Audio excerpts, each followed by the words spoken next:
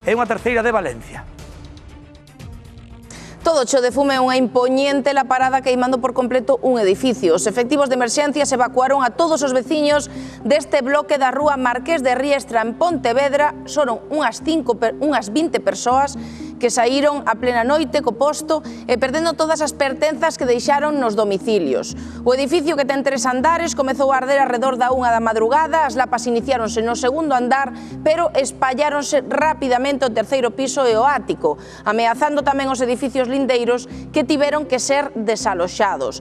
Moitos dos veciños deses edificios ainda non puideron regresar ás súas casas porque as lapas non deixan de reavivar.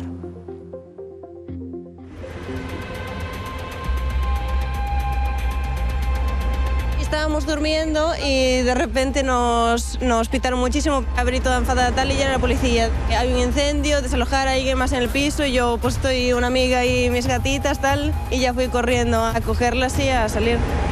Yo entro a trabajar a las 6 de la mañana y pasé por aquí y cuando pasaba vi 4 o 5 bomberos aquí sentados, 2 coches más y bomberos trabajando y gente en la calle tapados con una manta.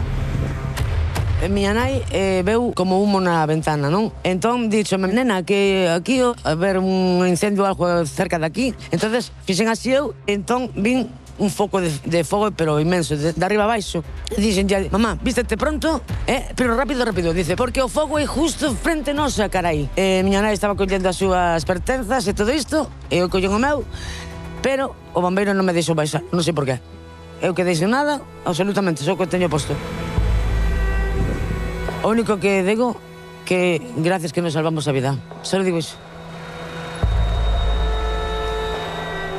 A veciñanza deste edificio lindeiro acaba de ser instada a entrar na súa casa a coller pertenzas, pero non se van poder quedar o resto do día.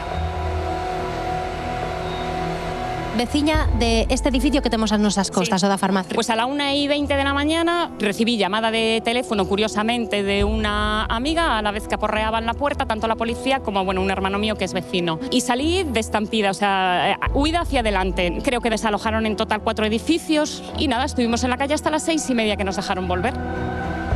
Lo que no me parece así que están tan pegados los edificios que esto es un peligro para que pase el fuego de unos a otros. Viñamos desde alá e xa vimos movimiento, o fume que xa salía e tal, digo, pois algo tuvo que prender e tal, e foi cando chegamos aquí e vimos o panorama este, pois bueno, nada.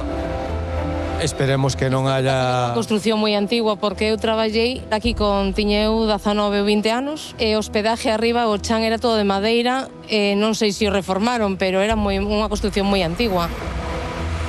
A nosotros ahora sí que se nos ha caído el falso techo del portal, es el desperfecto que tenemos, pero dentro de las viviendas, salvo el olor insoportable, no hay desperfecto importante, vamos.